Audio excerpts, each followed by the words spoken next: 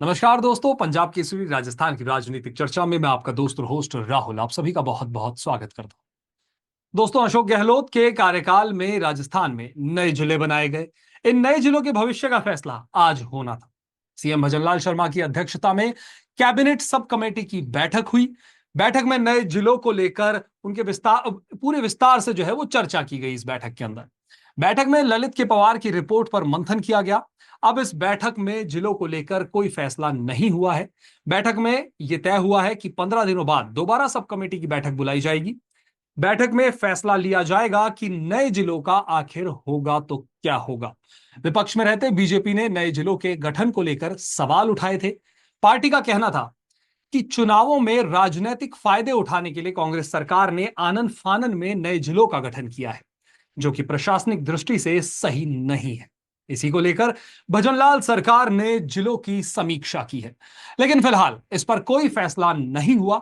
ऐसे में सवाल यह लाजमी है कि क्या नए जिलों का गठन प्रशासनिक दृष्टि से लिया गया फैसला था या राजनीतिक फैसला। इसी पर चर्चा करने के लिए हमारे साथ मौजूद है दो खास मेहमान। बीजेपी प्रवक्ता हमारे साथ है शैलेश कौशिक जी। शैलेश जी, आपका बहुत बहुत स्वागत है। और कांग्रेस प्रवक्ता हमारे साथ है सुमित गर्ग जी। सुमित जी, आपका भी बहुत बहुत स्वागत है सर। इस नमस्कार। चर्चा को आगे बढ़ाएं उससे पहले ओपनिंग नोट जानना चाहूंगा आप दोनों ही मेहमानों से। सबसे पहले शैलेश जी। शैलेश जी, आपको क्या लगता है ओपनिंग नोट सर, नए जिलों पर फैसला जो था ये प्रशासनिक दृष्टि से लिया गया था या राजनीतिक फैसला था? देखिए राहुल जी,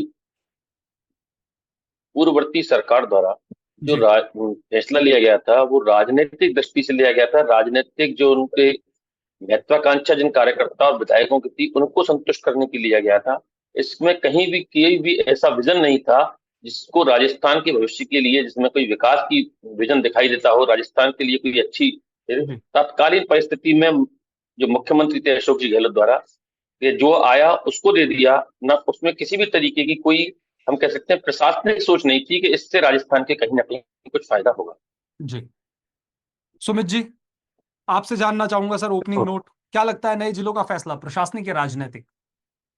सर नमस्कार। जहां जी। तक पूर्ववर्ती गहलोत सरकार ने जो 17 नए जिले बनाए, मैं आपको दावे के साथ, गारंटी के साथ कह सकता हूं कि वो जिले जो बनाए गए जनता की सुविधाओं को ध्यान में रखकर बनाए गए थे, जी। जन भावनाओं को ध्यान में रखकर बनाए गए थे और जनता की सहूलियत के लिए बनाए गए।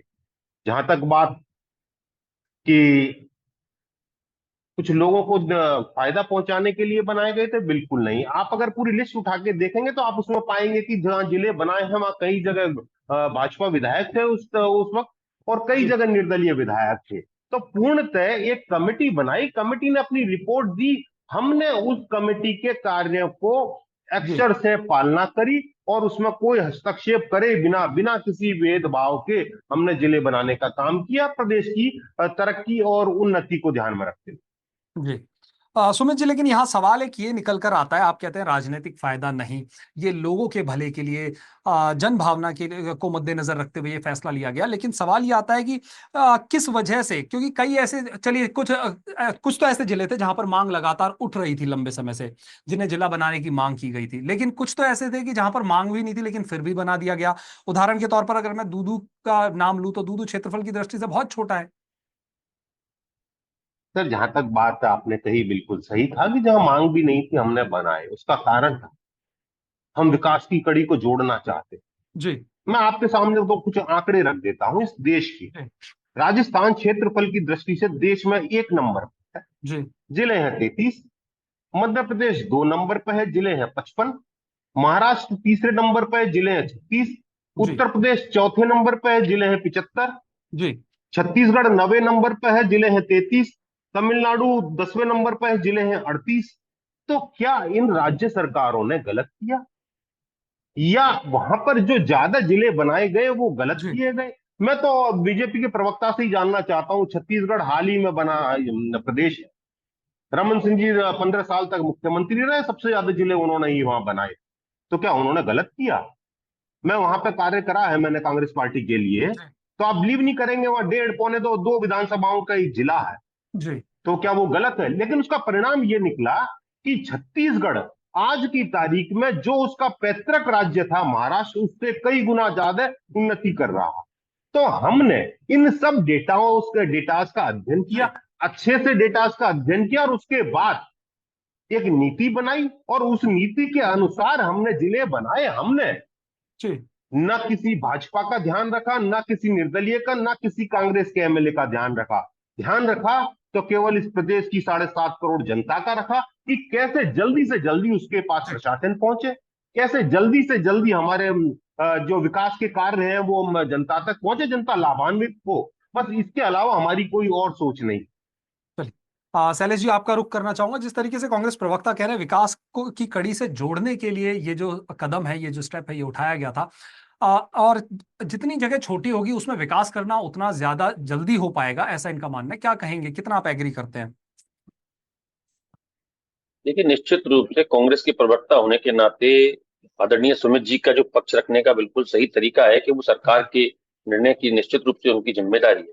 लेकिन अगर अब हम तार्किक रूप से देखें राहुल जी, तो किसी भी, मैं ये नहीं कहता कि भारतीय जनता पार्टी कोई सारे जिलों को खत्म करने की मानसिकता है या सारे जिलों को रखने की। हमारे द्वारा एक कमेटी बनाई गई है और कमेटी के आधार निर्णय, क्योंकि कई बार कई स्थिति में जिला बनाने की आवश्यकता हो तो निश्चित रूप से बनाने चाहिए, लेकिन उसके लिए एक ऐसा पैरामीटर होना चाहिए जो सभी मापदंडों पर खरा उतरे, और जिसके अंतर्गत बनने वाले जो भी जिले हैं वो सभी मापदंडों पर कोई ना कोई एक, आप किसी भी चीज को लीजिए, अगर अपने बच्चे के स्कूल में एडमिशन कराने जाते हैं तो 4 स्कूलों में सोचते हैं तो हर तरीके के पैरामीटर देखते हैं, आर्थिक भी देखते हैं, एजुकेशन का भी देखते हैं, दूरी का भी देखते हैं। इस तरीके से पैरामीटर इसमें जिलों के बनाने के लिए जो तत्कालीन कमेटी बनी थी और उसके बाद जो सरकार द्वारा निर्णय किए गए, हमको ये सोचना चाहिए था कि किस जिले की दूरी के हिसाब से आवश्यकता है, भौगोलिक क्षेत्रफल क्या है, आबादी क्या है, प्रशासनिक आवश्यकता कितनी है, संचालन किस तरीके से होगा। केवल ये नहीं कि आज अगर अपन आए हैं और अपन जिले को बना दें, फलाने विधायक आए, उन्होंने कहा साहब मेरे को क्षेत्र में जब जीतूंगा जिला बना दो, ले तू जिला ले जा, उन्होंने जी पड़िया बांध के दे दी, फिर कोई दूसरे आए उसको पड़िया बांध के दे दी। इस तरीके से बनाना राजस्थान की जनता के हितों पर कुठाराघात होगा, क्योंकि आवश्यकता के अनुसार जरूरत जहां है और जिस जरूरत का जनता के हित में उपयोग हो। अब मैं आपको एक उदाहरण देता हूँ। अगर माननीय मुख्यमंत्री, पूर्व मुख्यमंत्री अशोक गहलोत जी की इतनी ही दूरदृष्टि और विजन और जो सुमित जी आंकड़े बता रहे हैं वो सही होते, तो फिर उन्हें अपने फैसले पलटने क्यों पड़ते किसी मुख्यमंत्री को? अब बताइए, जब विधानसभा सत्र के दौरान उन्होंने घोषणा की थी कि हम जिले बना रहे हैं, और जब 17 जिलों की घोषणा हुई थी और 3 संभाग की घोषणा हुई थी, आपको भी याद होगा उसमें डीडवाना कुचामन को एक जिला बनाया था उन्होंने। जी और अब देखिए, जब आचार संहिता लगने से 2 दिन पहले उन्होंने 3 जिले और बनाए थे, सुजानपुरा, मालपुरा, और सुजानगढ़, मालपुरा और एक कुचामन। मुझे बताइए, आपने जब बजट सत्र के दौरान घोषणा की थी तब तो आपने 1.5 कुचामन बना दिया, और आपने मात्र 3 महीने बाद आचार संहिता कुचामन को फिर अलग कर दिया। तो कहां से अशोक गहलोत जी की दूरदृष्टि समझती है, या 3 महीने में कोई विशेष दूरदृष्टि आ गई, क्योंकि उन पर 3 महीने बाद हो सकता है वहां के तत्कालीन विधायक का दबाव बना होगा, नहीं साहब मेरे जिले को अलग करो। तो इसमें आप 3 महीने में खुद अपने निर्णय को पलट रहे हो, तो कहाँ है दूरदृष्टि, कहाँ है उस कमेटी की रिपोर्ट? क्या कमेटी ने कहा था कि 3 महीने बाद रिपोर्ट अपन जिला बदल देंगे, दोबारा बनाएंगे? जी निश्चित रूप से तत्कालीन सरकार के द्वारा केवल राजनीतिक महत्वाकांक्षाओं और राजनीतिक अपेक्षाओं की पूर्ति करने के लिए जिलों का गठन किया था, जिससे कहीं ना कहीं आप देखिए, आज अगर कहीं जिला बनता है तो लोगों में उत्साह होता है, लेकिन तमाम जिलों में लोगों में निराशा का माहौल है, खिलाफत का माहौल है। इसीलिए भारतीय जनता पार्टी की सरकार द्वारा, भजनलाल सरकार द्वारा एक कमेटी का गठन किया मंत्रिमंडल समिति द्वारा, और उसके द्वारा वरिष्ठ आईएएस ललित के पवार की समिति, सब समिति बनाई, और उनके द्वारा रिपोर्ट आई, उसके आधार पर आकलन होगा, उसके आधार पर निर्णय होगा किस दृष्टि के अंतर्गत योजनाओं का गठन करना है, कितने जिले रखने हैं, सब कुछ एक वरिष्ठ विशेषज्ञ एक्सपर्ट कमेटी ललित के पवार, उनके द्वारा रिपोर्ट पर निर्णय होगा। जी चलिए, आर्थिक दृष्टि एक बड़ा फैसला है, आर्थिक दृष्टि के मद्देनजर ये फैसला लिया जाना चाहिए था, ऐसा आपका कहना है।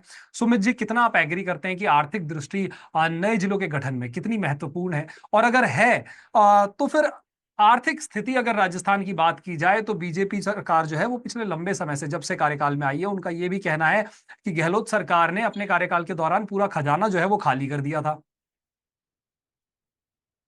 सर, पहले तो शैलेश जी ने कहा आंकड़ों की बात, जी तो ये आंकड़े जो मैंने आपके साथ सम्मुख प्रस्तुत किए हैं, जी ये सर्वव्यापी सत्य है कि राजस्थान क्षेत्रफल की दृष्टि से 1 नंबर का स्टेट है, जी और छत्तीसगढ़ 10वें नंबर का स्टेट है। अधिकांश जो राज्य हैं वहां पे भाजपाई सरकारें हैं। तो मैं चाहता हूं कि उत्तर प्रदेश की सरकार जो है, क्या 75 जिले कम करने जा रही है? क्योंकि क्षेत्रफल में तो हमसे काफी कम है।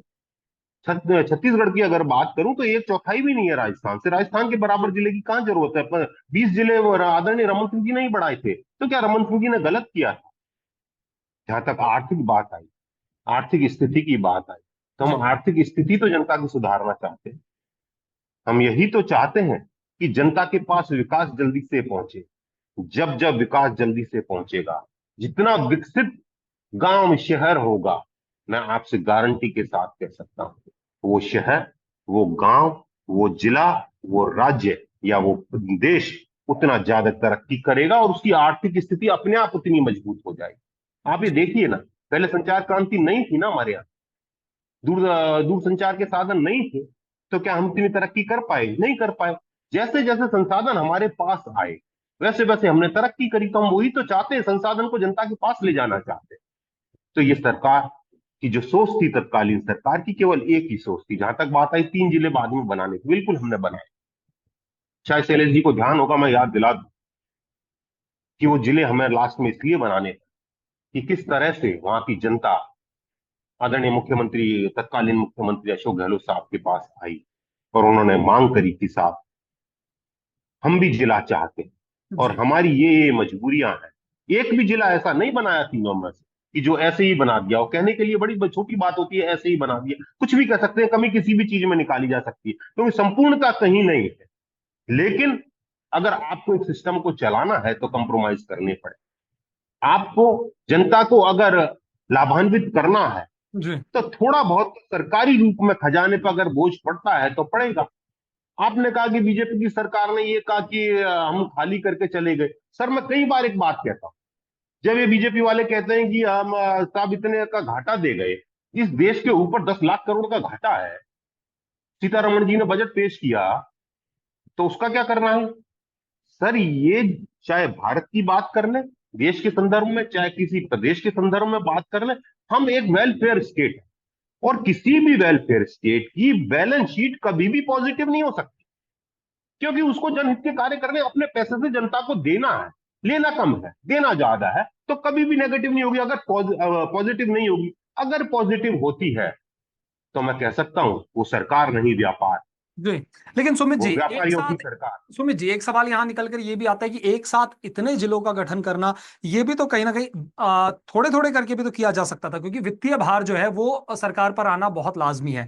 आज की अगर मैं बैठक की बात करूं तो भजनलाल शर्मा जी जो हमारे सीएम हैं, उनका कहना है कि एक जिले को बनाने में 300 करोड़ का खर्चा आता है।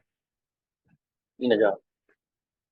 3000 करोड़। सर, मुख्यमंत्री जी की जहां तक बात, जी तो उनको चूंकि इन जिलों से आपत्ति है, वो चाहते हैं कि जो तत्कालीन कांग्रेस सरकार ने काम किया, जी जिसका क्रेडिट उसको मिलने वाला है, और बहुत लंबे टाइम तक ऐतिहासिक काम किया था, तो ऐतिहासिक वो उसको फायदा मिलने वाला है, तो उसको रोकने के लिए वो कुछ ना कुछ बहाने गढ़ेंगे। मैंने पिछली बार भी एक डिबेट में कहा था, शैलेश जी भी जी वहीं थे, कि सबसे ज्यादा आपत्ति किसी को है।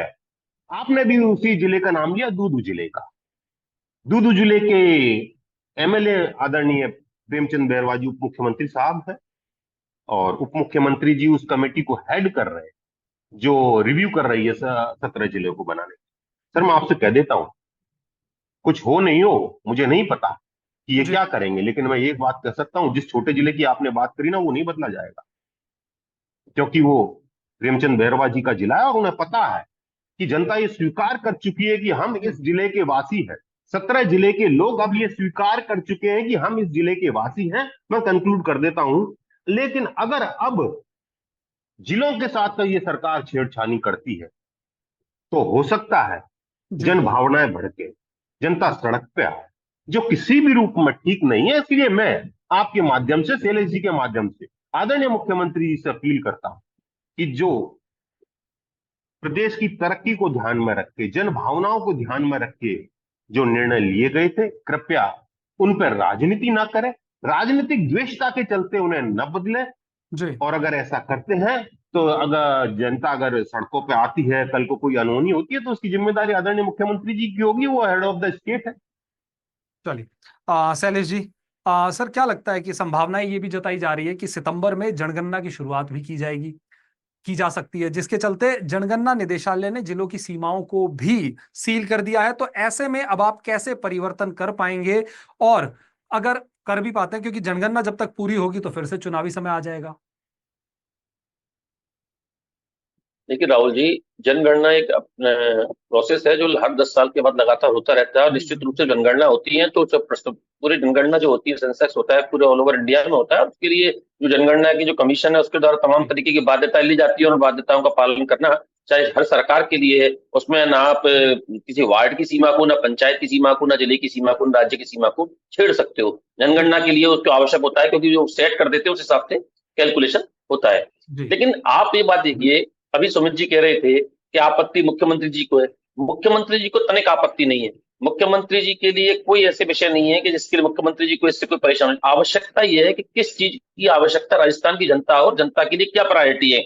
आज जिले के लिए जो आवश्यकता है, जैसे कि आपने बताया था 3,000 करोड़ रुपए चाहिए एक जिले के को सही तरीके से स्टेब्लिश करके उसे कार्य जी संचालन करने के लिए। इसलिए ऐसी स्थिति में आवश्यकता ये नहीं है किस जिले को हटाया जाएगा, आवश्यकता है जिस जिले की आवश्यकता है उस जिले को रखा जाएगा। भारतीय जनता पार्टी की सरकार ने, भजनलाल जी की सरकार ने अपने अभी तक के 9 महीने के कार्यकाल में कोई भी कार्य पूर्वाग्रह से ग्रसित होकर नहीं किया है। किसी भी कार्य के प्रति दुर्भावना नहीं है। जी हमारे मंत्री महोदय कह चुके हैं तमाम कि जो गहलोत सरकार के सही निर्णय हैं उनको निश्चित रूप से आगे रखा जाएगा। लेकिन ये गारंटी नहीं है कि आपके द्वारा लिए गए किसी भी निर्णय को 100% जी तब सर्टिफिकेट दे दिया जाए। जो निर्णय गलत है, जो निर्णय जनता के हित में, निश्चित रूप से रिव्यू किया जाएगा। और आपको ध्यान होगा इस निर्णय को भी रिव्यू कराने के लिए पहले मंत्रिमंडलीय समिति बनी है, और जो समिति के द्वारा एक वरिष्ठ आईएएस की प्रशासनिक हाई और पावर जी कमेटी बनी है जिसके द्वारा ये निर्णय दिए गए हैं। और जो भी अभी जो उसके कंक्लूजन आएंगे, जो रिजल्ट आएंगे, समीक्षा रिपोर्ट आएगी, उसके आधार पर समिति निर्णय लेगी। समिति जी के बाद कैबिनेट निर्णय लेगी। तो भारतीय जनता पार्टी की सरकार, भजनलाल जी की सरकार कोई निर्णय आनंद फानंद में नहीं ले रही।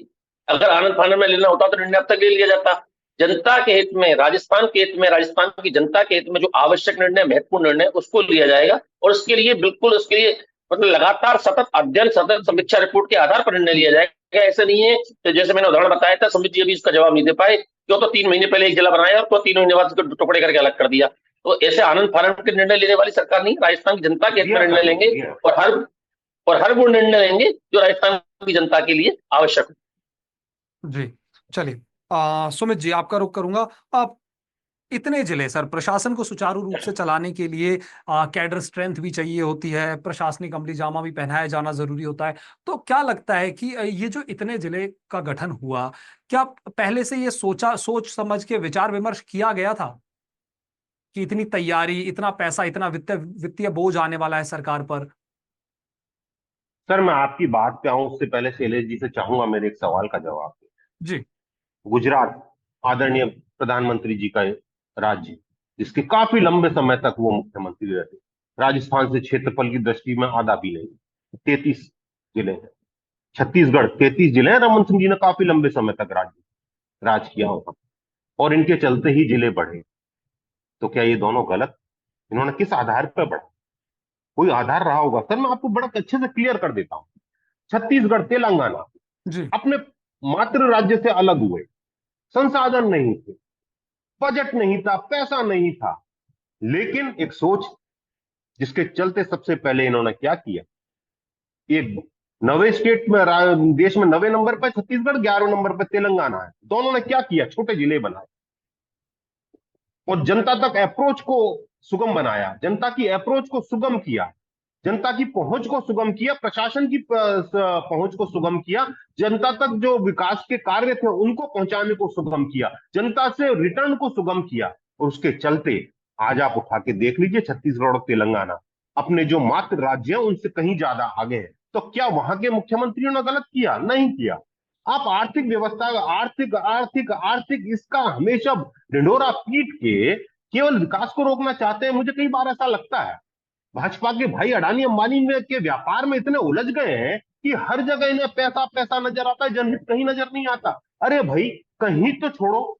आप कैसे हर जगह टांग अड़ा के केवल यही कहना चाहते हो कि ये गलत हुआ? इससे पहले इन्होंने एक तर्क दिया, तर्क क्या कुतर्क दिया। शैल, माफी चाहूंगा शैलेश जी, आपका नहीं था लेकिन आपके दल का था, कि साहब क्षेत्रफल की दृष्टि से हमने, वो जनसंख्या की दृष्टि से हमने ध्यान में रखा। तो सर, ये कैसी बात हो सकती है? फिर मैंने इनसे ये बात करी कि साहब हमारे यहाँ 2 से 2,500 के बीच में एक पार्षद बन जाता है। ये पॉपुलेशन पे एक पार्षद बनता है हमारे यहाँ। बॉम्बे में एक इमारत के अंदर 2 से 2,500 लोग रहते हैं, तो क्या उस इमारत में पार्षद बन जाएगा? नहीं बन सकता। उसका अपना एक क्राइटेरिया है।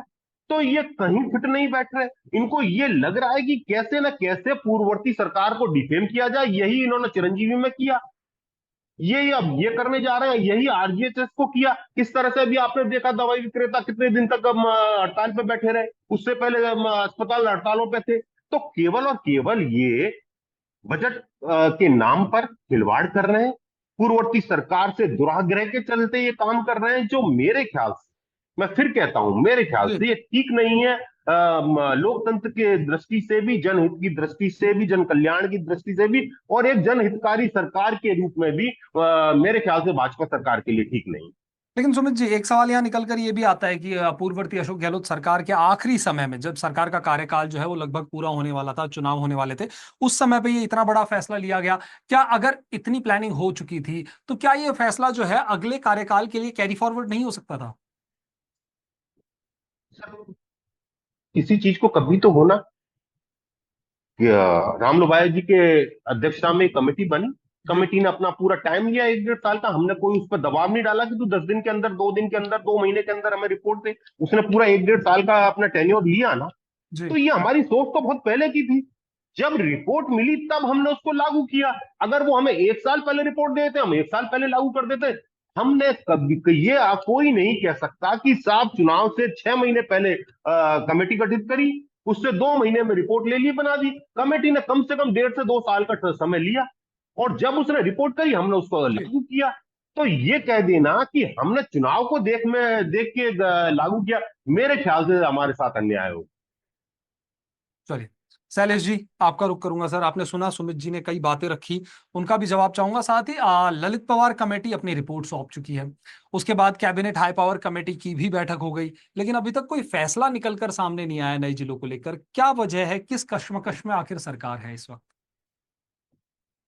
राहुल जी, देखिए, आपके प्रश्न के संदर्भ में मैं कहना चाहूंगा कि मैंने कहा था शुरू में कि कोई भी निर्णय भारतीय जनता पार्टी की सरकार, भजन लाल जी की सरकार आपाधापी में नहीं लेगी। अभी ललित के पवार जी की जो कमेटी थी उसकी 30 तारीख की डेडलाइन थी। उन्होंने 30 तारीख को अपनी रिपोर्ट सौंपी रेवेन्यू सेक्रेटरी को। सब कमेटी की बैठक हुई। सब कमेटी की बैठक में दोबारा बैठक 15 दिन बाद, क्योंकि हर निर्णय के पीछे राजस्थान की जनता का हित है।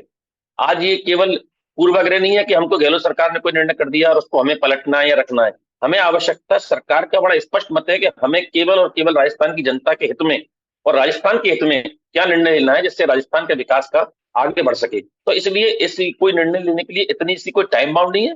सरकार निर्णय जब लेगी तो बिल्कुल फुल ऐसा लेगी जिससे हर आदमी को, हर पक्ष को, चाहे जनता को, प्रशासन को, सबको संतुष्ट किया सके कि भारतीय जनता पार्टी की सरकार ने वास्तव में राजस्थान की जनता के हित में निर्णय लिया है। जहां तक सुमित जी कह रहे थे कि हमारी बहुत दूरगामी सोच थी जिलों के गठन के बारे में, और हमारी कमेटी को हमने पूरा समय दिया। दिक्कत ये थी, अगर मैं 2 प्रश्न पूछना चाहूंगा सुमित जी से। पहली बात तो ये बता दें, अगर इतनी दूरगामी सोच, आपके भी दे दूंगा सुमित जी, आप मेरा सुन लें, जब तक आप आराम से मेरे प्रश्न को भी सुन लीजिएगा, पूछ लीजिएगा। मैं इतना कह रहा हूँ, हाँ मैं बता दूंगा, चिंता मत करिए, मैं भागने वालों में से नहीं हूँ। मैं आपको एक कहना चाहता हूँ कि अगर आपकी इतनी ही दूरगामी सोच थी सुमित जी आपकी सरकार की, तो मुझे इतना बता दीजिए कि किसी बजट में तो नए जिलों के लिए प्रावधान करते। आप कह रहे थे हम 2 साल पहले से सोच रहे थे, कमेटी बना दी थी।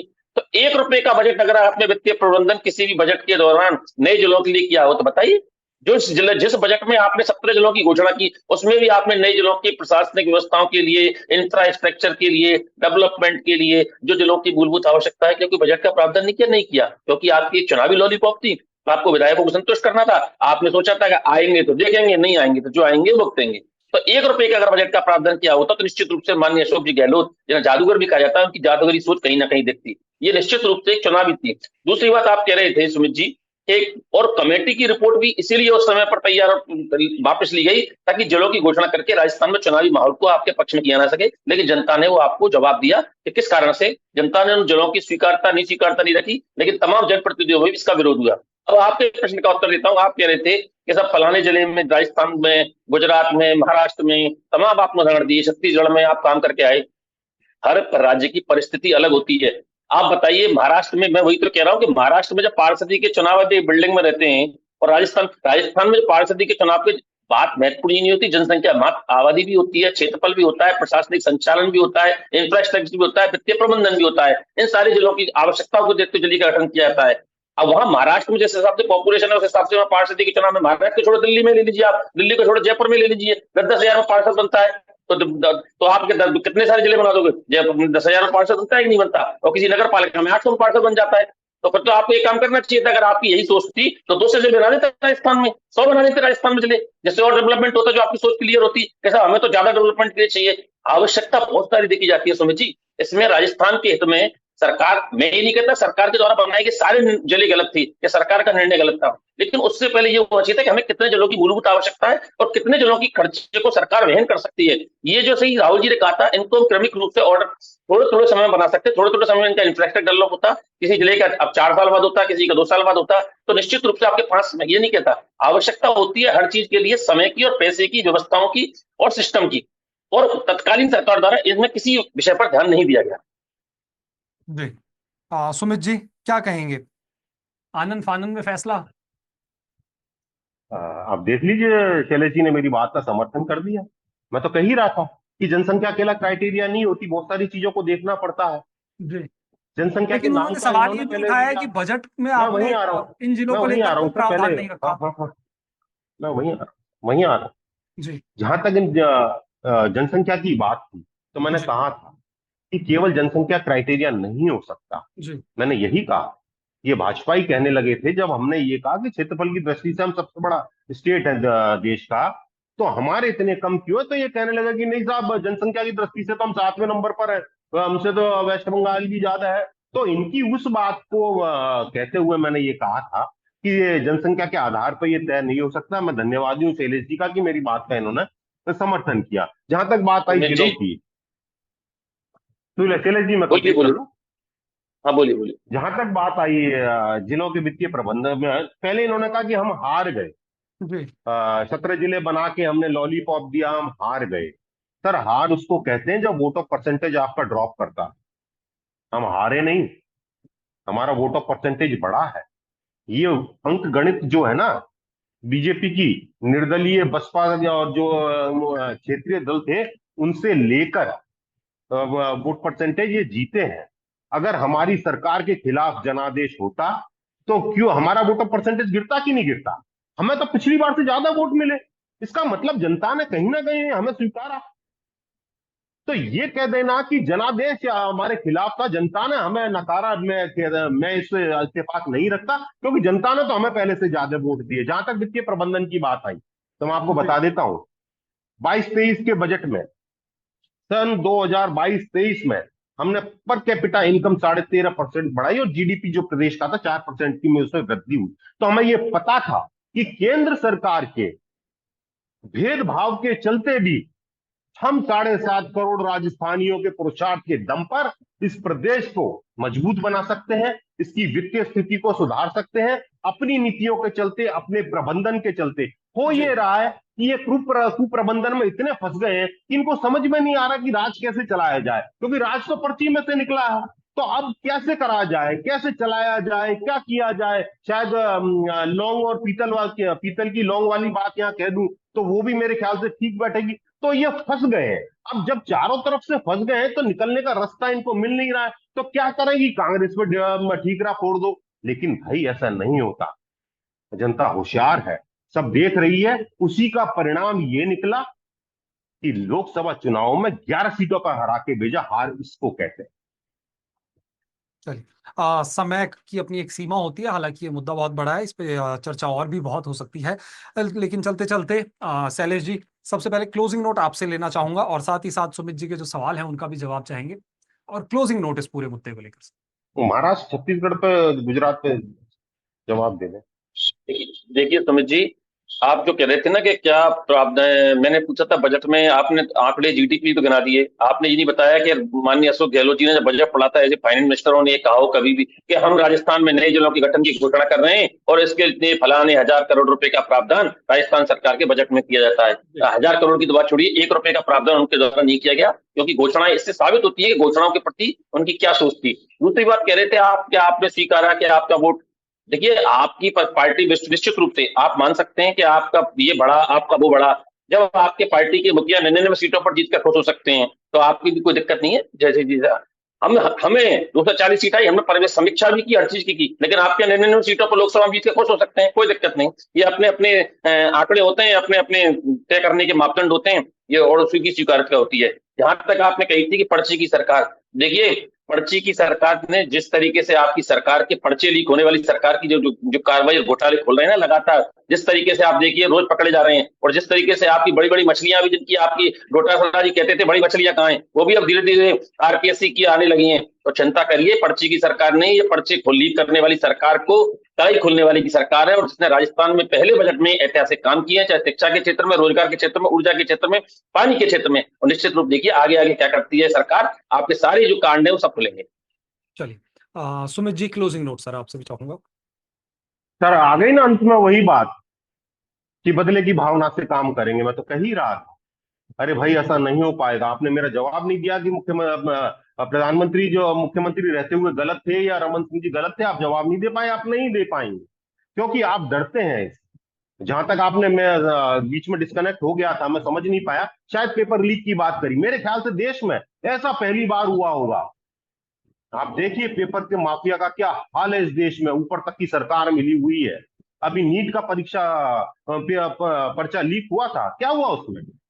पुलिस गिरफ्तार कर रही है, पर्चा लीक करने वालों को पुलिस गिरफ्तार कर रही है, और केंद्र सरकार का सॉलिसिटर जनरल, मतलब भारत सरकार सुप्रीम कोर्ट में जाके अन्याय कर रही है छात्रों के साथ, झूठ बोलती है कि साहब कोई पर्चा लीक नहीं हुआ। अरे लीक नहीं हुआ तो रोजाना क्या धरपकड़ कर रहे हो भाई? तो ये तो पर्चा लीक करवाने वाले लोग हैं। अरे हमने तो सबसे पहले, अगर पर्चा लीक हुआ तो इस प्रदेश में सबसे बड़ा कानून, कड़ा कानून लाने का काम किया। आप लोग वो नहीं कर पाए, आप केवल और केवल गाल बजाने में रह गए, और पर्चा लीक में भी आप कुछ नहीं कर सुमित जी पाएंगे। देखिए, समय यूपी में जिस समाप्त होने तरह से वाला है, हो इसलिए रहा है, अपने आज के मुद्दे को लेकर क्लोजिंग नोट चाहूंगा सर आपसे। सर मैं तो फिर यही कहूंगा, क्योंकि मुद्दे से शैलज जी ने थोड़ा सा भटका दिया था, माफी चाहता हूं, मैं वापस मुद्दे पर आ जाता हूं कि जहां तक इन्होंने बजट के एलोकेशन की बात करी, मैं कह रहा था उस वक्त भी कि हमें अपनी सरकार की नीतियों पर, 7.5 करोड़ राजस्थानियों के पुरुषार्थ पर पूरा भरोसा था कि बजट कहां से आएगा, इसलिए हम ये 17 जिले लेके आए। और मैं इनसे फिर प्रार्थना करता हूं कि हमारी नहीं माने तो इस देश के प्रधानमंत्री नरेंद्र मोदी की नीति को मान ले। उन्होंने भी जिले बढ़ाए थे, रमन सिंह जी ने जिले बढ़ाए थे। अरे हमारा विरोध नहीं करोगे, ये करके आप नरेंद्र मोदी और रमन सिंह का विरोध करने जा रहे हो। और मैं कहता हूं फिर जनहित में कि आप ऐसा नहीं करें, और आप ऐसा नहीं कर पाएंगे, और करेंगे तो इसके दुष्परिणाम आपको ही भुगतने होंगे। जी चलिए, आप दोनों ही मेहमानों का इस चर्चा में जुड़ने के लिए बहुत बहुत शुक्रिया। तो दोस्तों, जैसा कि आप सभी जानते हैं कि पूर्ववर्ती अशोक गहलोत सरकार ने नए जिलों का गठन जो है वो राजस्थान में किया था, जिसको लेकर राजनीति जो है वो लगातार चल रही है। इसको लेकर अब बीजेपी सरकार आने वाले समय में क्या फैसला लेगी ये तो वक्त ही बताएगा, लेकिन फिलहाल के लिए इस चर्चा में मुझे और हमारे दोनों मेहमानों को दीजिए इजाजत। नमस्कार।